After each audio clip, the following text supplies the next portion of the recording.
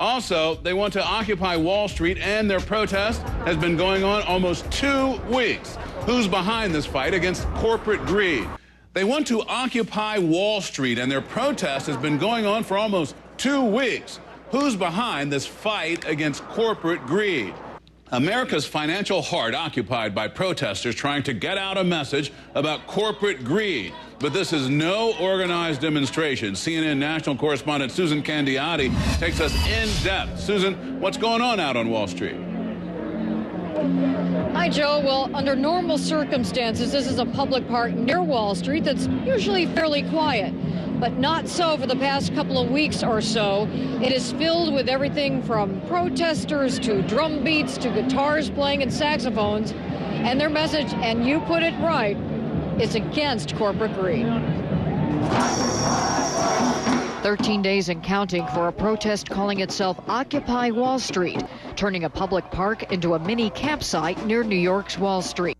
Their message, end corporate greed, they say, is killing America's economy. Solidarity forever. But will they be heard in Washington? Politicians can be bought. Political influence can be bought through political donations. This needs to be addressed. But organizing isn't easy. There's no money for microphones, so protesters act like human megaphones to relay messages to the crowd. Throughout the day. Supporters come and go. Organizers claim they peaked at about 600 during a weekend demonstration, but numbers at the park dwindled to an average of about 200 this week. Admittedly, most of the time is spent trying to figure out what they're trying to say and how to organize. No one's in charge, and that's the way they like it. We're gathered here in this place to join to craft that mission statement, to shape a statement of what it is we want and how we're going to get to it. OccupyTogether.org boasts rallies were held or are planned in more than a dozen U.S. cities. CNN has confirmed one other in Chicago. In New York last weekend, 80 people were arrested in one demonstration held without a permit. Police say there's an internal investigation into their use of pepper spray during a confrontation. The video went viral on YouTube.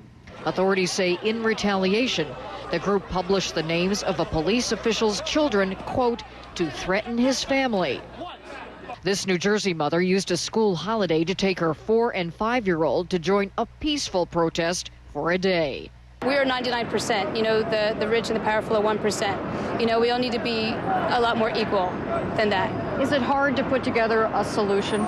Very hard, very hard. That's why I'm skipping on my words here. There's so many ways you could come to the end to a solution.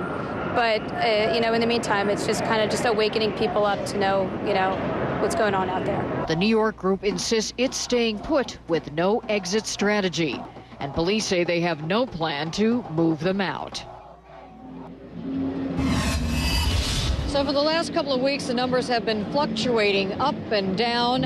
And again, there's no telling how much longer everyone will be here. But, Joe, they're predicting that their movement will grow. We'll have to see. Susan Candiotti, thanks for that great piece and that great reporting.